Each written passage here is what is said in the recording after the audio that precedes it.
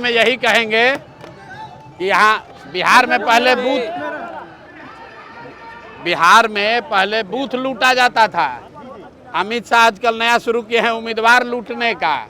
तो पहले कुछ बूथ लूटा जाता था तो दूसरे गांव में लोग दबा के उसके खिलाफ वोट देते थे, उनको हराते थे। तो इस बार जो तीन गो 4 गो उम्मीदवार लूटे हैं अमित शाह, तो आज एक सूद समेत उनको वापस कर दिए गोपालगंज में, और बाकी का हिसाब बिहार की जनता करेगी।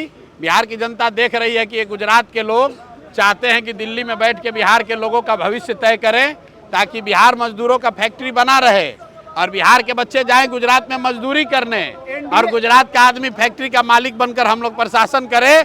इसलिए एक भी आदमी जो भाजपा को वोट देगा वो अपने बच्चों को मजदूर बनाने के लिए वही जिम्मेवार होगा।